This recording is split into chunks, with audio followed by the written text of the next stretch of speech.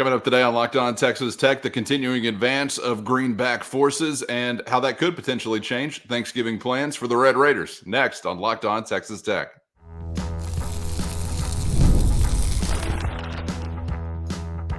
You are Locked On Texas Tech, your daily podcast on the Texas Tech Red Raiders. Part of the Locked On Podcast Network, your team every day. Great to be with you again on Locked On Texas Tech on the Locked On Podcast Network, your team every day, always free and available on YouTube or anywhere you get podcasts. Appreciate you making us your first listen. And today's episode is brought to you by Monopoly Go!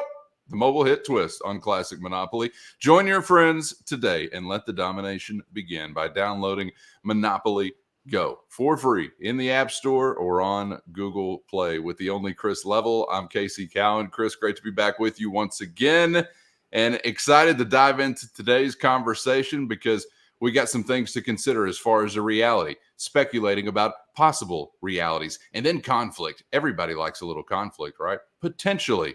Let's begin as we dive into this basketball-heavy conversation we'll have today on a conference front with what I guess is soon to be officially confirmed, but we know is kind of hanging out there in the wind. You might have heard some Big 12 head coaches elsewhere talking about this, but what we're about to get this next go-round in the Big 12 conference as far as an expanded league, an even stouter basketball presence, and a 20-game conference schedule, which in theory, if you can compete, should provide even more entertainment. Now, if you're not competing, I guess it's just a few more hammers that are going to hit you right smack dab in the middle of your face. So you may not enjoy that all that much. But I got to say, from a fan standpoint, man, I'm excited to see how it works out. And I know it's not a drastic or dramatic increase necessarily. Now, if we look back a little further in time from where you once were, obviously it's a big time increase. But we're trying to, and we've talked about before, some outside the box ideas to enhance college basketball's regular season, and maybe some of that the Big 12 conference might be a part of. But no question, the Big 12 schedule is soon to be enhanced, and flat out, there's going to be more of it, which, as we learned, last week, more is more and more is good. So let's take that approach to this, I suppose. MOAR. Yeah. That's right. This is something that's, I think, been discussed and been in the works. This won't catch anybody by surprise that is in the sport, if you will, but it does appear that it's going to become official. Bill Self is the one that kind of, talked about it. And it really changes. Seems like a subtle change, but in some ways it really is going to change the way we consume college basketball in November, December, because it really alters, certain things about your schedule, what you want to do, what you won't do. And, but part of this, if we peel back the onion a bit, there are some reasons why you got here. I don't know, like how, if you had a pie chart, how much, weight you give to each piece of the pie here, but the fact that you expanded your league to 16 teams factors in here at some level. The fact that you have a new TV contract and I think need to give them more inventory, I think factors in at some level. The fact that you had a built-in non-conference series with the SEC a few years ago that everybody kind of was like, well, that's one game that we're going to get. That's no longer.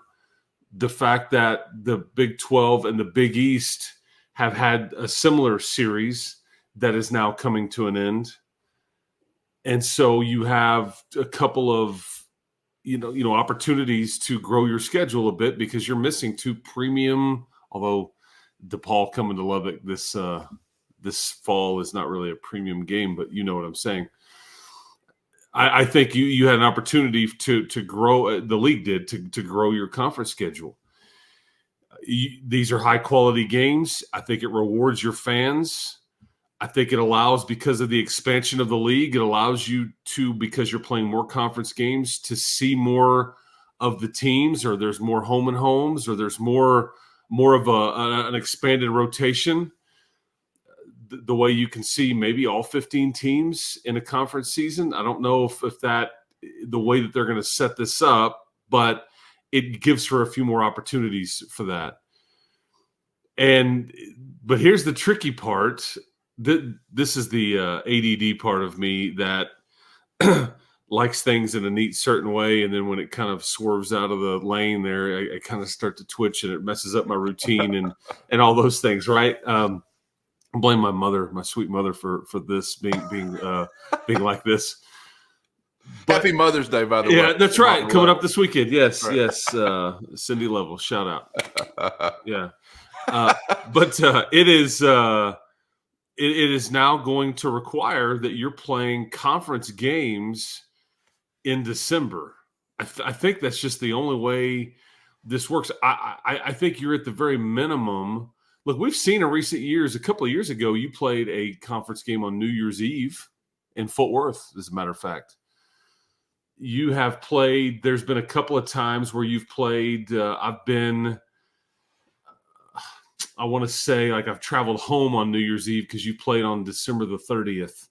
There was, one of the years Chris Beard was the head coach. We were at Iowa State, and it was a January 1 game or December 31st game or somewhere like along that. But I think because you're going to add 2 more games to this conference schedule, which is essentially moving it up a week, I think you're looking at December the 27th, 28th-ish, if not maybe a couple of games before New Year's or right around that time frame. So that just kind of alters the way that it will be presented to you, and that's tricky. What happens if it's like December the 29th? We know those crowds. I'm fortunate enough to do the TV for a lot of those games with John Harris on a lot of those. If the Red Raiders are not bowl gaming, and there's maybe it's typically one of your lower crowds of the year. What happens if they schedule Kansas then to come to Lubbock?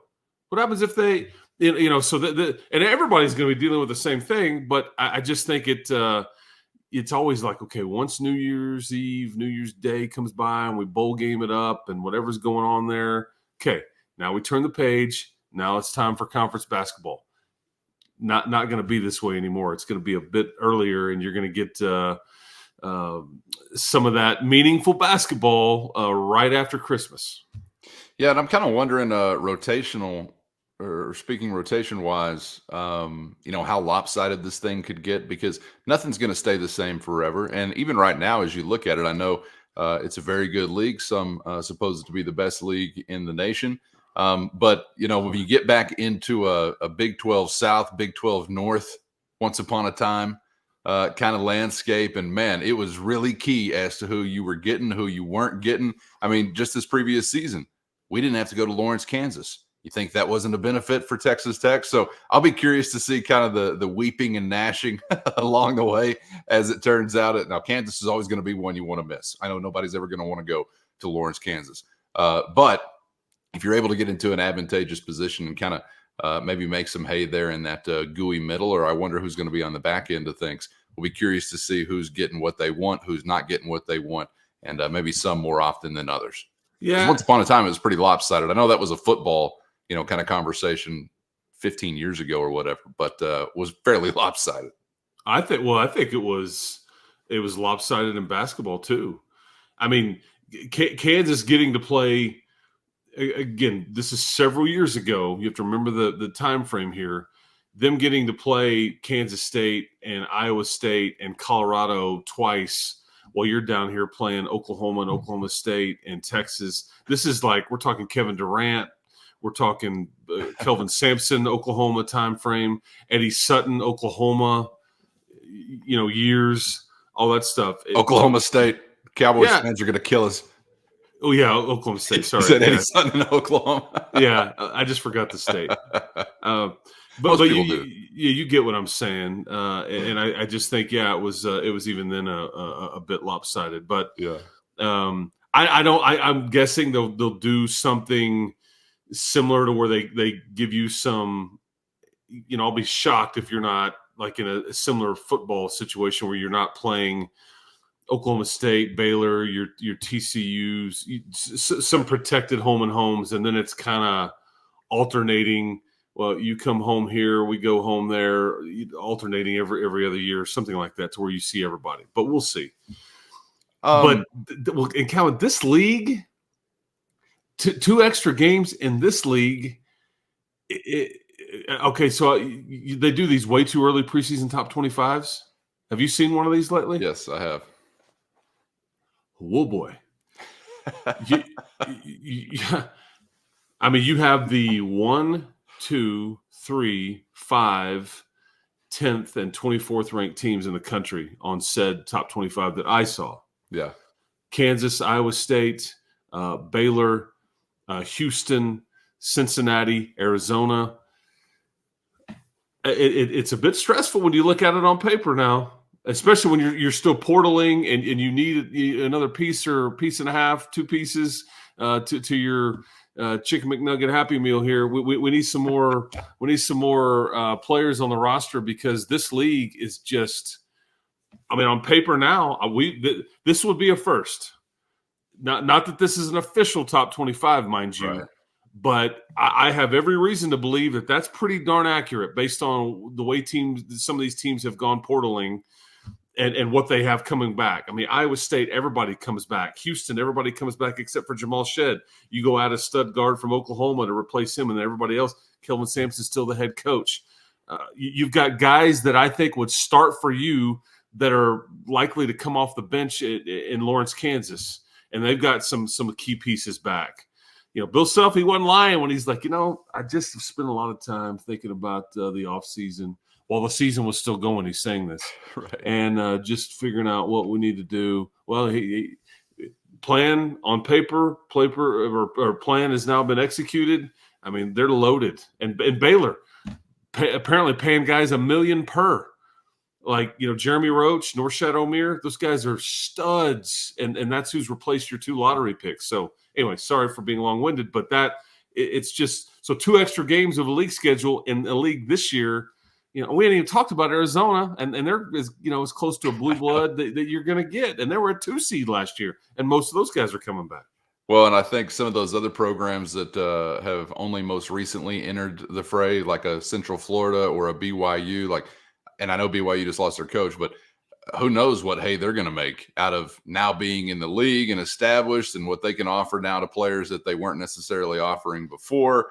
I mean, I hope Texas Tech can remain in the land of competitive basketball, because it's going to be a hell of a lot of fun for those teams that can. And like I already said, it's going to be a hammer to the face for those that can't. You're like, 20 games. How many more of these do we have to go? But hopefully, in Grant McCaslin we trust is still going to be a thing that's worth saying as we roll into season after season, and you'll be able to enjoy it. I'm curious, before we move away from the Big 12 schedule, we talked about the out-of-the-box idea, which I was actually kind of interested in, was applying some league opponents, though not league games, to other portions of your schedule, whether that's at a neutral site and it's like a neutral Big 12 event, or maybe you're just matching up on campus. Do you think that's vanished into the ether? Is that still something that you think is out there as a possibility in some future year? Well, without spoiling the lead here, or the next item on the agenda, I think there's many outside the box ideas. I think Vegas is an attractive site for. So there's been a lot of tournament suggestions. There's been a lot of Big 12 tournament suggestions. I think I wouldn't even rule out Kansas City and the Sprint Center, or whatever it's called now, even hosting a mini tournament or classic or something like that, just way early, that doesn't count toward league standings, but you could attach some things to it. TV would certainly pick it up and all that. But I think that's very much Brett Yormark thinking outside the box, because you know what? There would be interest there. I think that there would be, media rights there, and I think it would make money for the league. So, I mean, of course he's going to be interested in something like that. And the more and more of these MTEs that kind of go away or vanish, or, or get tweaked or whatever, there's more and more need for something like this. Like, we don't have to get an agreement with another league. Let's just keep it in house. We'll do our own thing, And I think it's very similar. It's kind of like your NBA or NFL model, where you just there's only so many. You just play each other and play each other more, and maybe at some point you feel like, okay, well, I've seen this movie before. I don't want to. I don't know, but that's also why I think, because I mentioned to you a while ago, in that preseason top 25, the Big 12 on paper right now, the one that I looked at had 1, 2, 3, and 5. You know who was fourth? Gonzaga. This is exactly why Brett Yormark wants and is not necessarily going to let that conversation die, because of conversations like this that we're having when you start expanding conference schedules, when you start talking about playing each other more, when you start talking about whatever it may be as it relates to basketball, and he can point to something like that and go, see, this, let's just add another. I mean, we could have the whole top 5 guys in the preseason if we could just add these guys.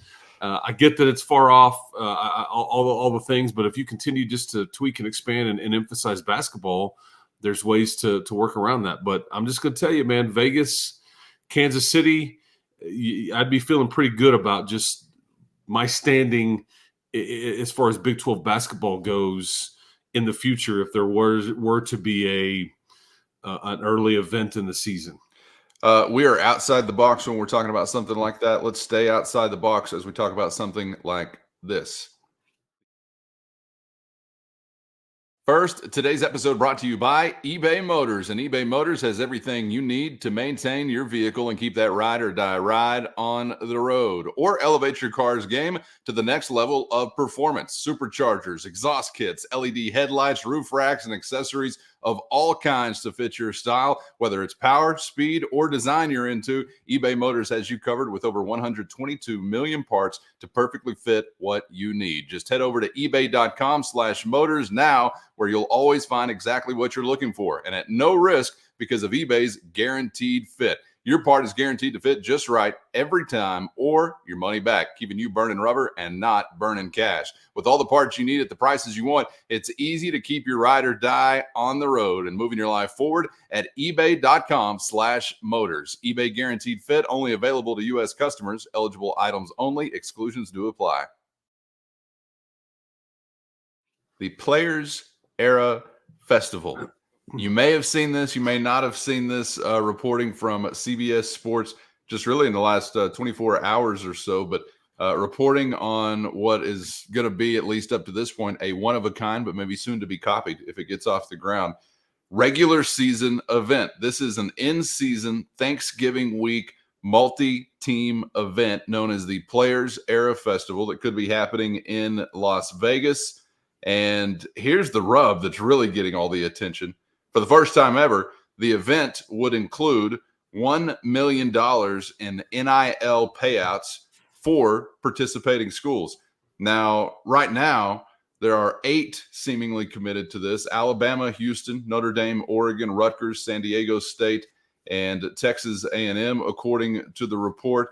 Could balloon to as many as 16, as some others have also been mentioned along the lines of Duke, Kansas, Syracuse, Virginia, being in conversation with this as well. So a $1 million NIL payout for those participating, and even more so, the players involved would have future earnings opportunities through long-term NIL contracts as it relates to this event. So really interesting, Chris. And I got to tell you, in this day and age, this era of college sports, there's nothing too crazy out there that I just scoff at anymore. And I know that this just is another stick of dynamite that blows up some folks' sentimentality for what we have going on within college sports. I'm not one of those. So I'm very intrigued by this. And I actually think this could be very, very interesting, not only for the regular season, but also possibilities for, I don't know, a postseason event at some point in time. But how'd this sit with you when it come across yesterday and we begin to kind of process what this actually might look like? I mean, they had that dodgeball tournament in Vegas on that movie the one time there. I mean, and it was treasure that they won, and so it stands to reason you play some basketball for some wings. It comes in gold coins. The payout comes in a trunk or a chest. That's right. I mean, and the booty. Surrender the booty. And maybe you got a pirate on your team, or some of the time, who's got an identity crisis. But I think that there was I think there was a report out. This is a different deal, but this was like almost like a TBT tournament speculation that was going to happen in Vegas. I remember this getting reported on during college basketball season where they were going to do something like in September or October before the season even started.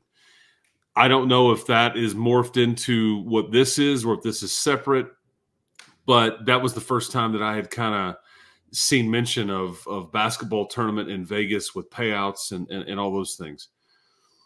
Because this is basically just now would replace some of the MTEs that are out there, but this now changes the dynamic a bit. I mean, paying the winning team a boatload of money in Vegas with all the struggles that go on in Vegas just to exist without getting in trouble. Well, I mean, what could possibly go wrong? But no, I mean, this could become a bit of the norm. Where you start attaching things to, some of these tournaments. And I mean, if I was playing for a team, I'd be like, come on, coach, get us in there. Get us in, yeah. Yeah. And now the tricky part is you had one of the teams that you mentioned, correct me if I'm wrong, I believe you said Texas A&M was. I did. Yeah. And I don't know if there's contract signed on the tournament yet. There were 7 of 8 teams announced. I don't think the ink is dry on all the arrangements. They're talking about adding to the field, maybe even doubling it the year from now. And so I don't know if any of this is finalized, but it was enough for CBS to report on this. The problem you may run into is the fact that Texas A&M's inclusion in said tournament may ruin your little Thanksgiving weekend. I say ruin it. I don't know if anything could ruin Thanksgiving weekend, but you may not have your big home basketball game on that Friday night before your football game versus West Virginia. Usually just the Dallas Cowboys, about the only thing that can run Thanksgiving. Dak Prescott throwing it to the wrong team. But yeah, this would be 26th, 27th, and 29th. They would take a day off for Thanksgiving. And as you're alluding to there, what previously I think the Aggies and Red Raiders scheduled to meet on the 29th was going to be the day, right? Yep. That contract was announced, agreed to. I'm assuming signed, but it's enough for institutions to announce it, a home and home. And Texas Tech was very purposeful about when that date wanted to be because they're trying to pair it with that football game. And, here's another interesting layer.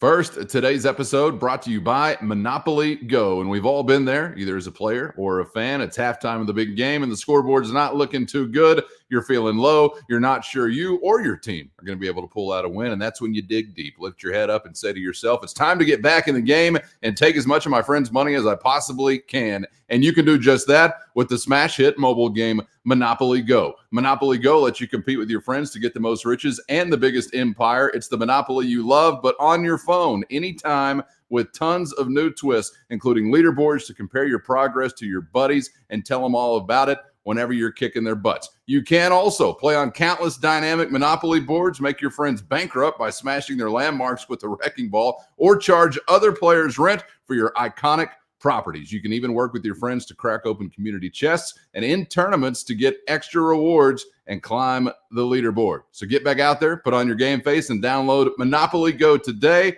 for free in the App Store or on Google Play. Today's episode brought to you by Yahoo Finance. Wouldn't it be great if you could see all of your investment and retirement accounts in one place? Well, with Yahoo Finance, you can consolidate your views from multiple accounts into one hub and access the expert analysis you need to tend to your entire portfolio with confidence. When it comes to your financial future, you may think you've done it all. You've saved, you've researched, you've invested all that you can, but now you need to take those investments to the next level by using what every financial great uses: Yahoo Finance. For more than 25 years, Yahoo Finance has been the brand behind every great investor. And whether you're a seasoned investor or are looking for that extra guidance, Yahoo Finance gives you all the tools and data you need in just one place. They're the number one finance destination, producing a holistic look at the financial news cycle, including breaking news, original editorial perspectives, analyst ratings, independent research, customizable charts, and a whole lot more. And with a community of over 90 million users each month, their real strength is helping you on your way to financial success. So for comprehensive financial news and analysis, visit the brand behind every great investor at yahoofinance.com, the number one financial destination. That's yahoofinance.com, yahoofinance.com. Here's another interesting layer. The guy that did your scheduling for basketball is no longer on your staff anymore because he went with Coach Smart. His name was Clay Wilson. Came with Grant from North Texas, and he was really instrumental in a lot of the scheduling that had gone on with everything that you were doing. And now he's been at University of Pacific for the last 2-ish weeks, 3 weeks, whatever it is. And so, I mean, these schedules, like these home and homes, they get kick the can down the road all the time. Like, hey man, can we just push it back a year? It defeats the purpose for Texas Tech, though. They were very, again, purposeful about wanting that game on that particular day to plan a weekend. And so if you move it to next year, okay, but it doesn't have as much cachet or juice, because I think Texas Tech knew they were going to get a home football game on Thanksgiving weekend. Hence the reason you're like, okay, let's put our heads together. What can we put together? And then the fact that you get A&M, a previous rival, a previous opponent that your fans really care about. So I don't know. It kind of looks like this might suck a bit. I don't really know, but you can't be. I'd like to be sometimes, trust me, but you can't be two places at once. Or as my grandfather used to say, you can't ride two horses with one ass. You got to pick one. So that's the deal. I don't know what that's going to do to your situation there, but we'll just have to see this play out. But you may be out of luck, or maybe A&M will get. I don't know. I don't know what to think about that. But yeah, certainly a bit of a bleep sandwich there if you don't get that A&M game at home on that Friday night before Thanksgiving or after Thanksgiving. Yeah, we're already very excited for that matchup. I know folks all across West Texas already loading up their socks with quarters for that one, and now those socks are just going to be left empty potentially. You got West Virginia as the football opponent coming up on that following Saturday, so that's kind of what the weekend was set to look like. We'll have to see how that turns out, and would just be shocked and appalled if you had to reschedule that, or it did get kicked down the road. I can't imagine such a scenario in college sports playing out. Wink, wink, nudge, nudge. As for the tournament, though, Chris, I really wonder if you were able to get this off and running and you did execute it successfully, do you think there's a world in which you could see this kind of bleed into a postseason where all of a sudden, I don't know, somebody might have a choice to make between we go dance in the NCAA tournament traditionally, or we've got an event with money on the line for our NIL collective potentially? Again, there's nothing too crazy to me in this era of college. What do you think? I'm with you, man. Let's get weird. We're there. Yeah, I mean, because you start getting into what you could start to see happen, and this opens up a whole different conversation. I'll just briefly mention my thought. I think schools and coaches and programs in general would prefer to play an NCAA tournament in its traditional form. It's one of the best sporting events that there is. Okay, we agree. Even versus some tricked up version of that. But again, you start dangling carrots like big cash and all those things.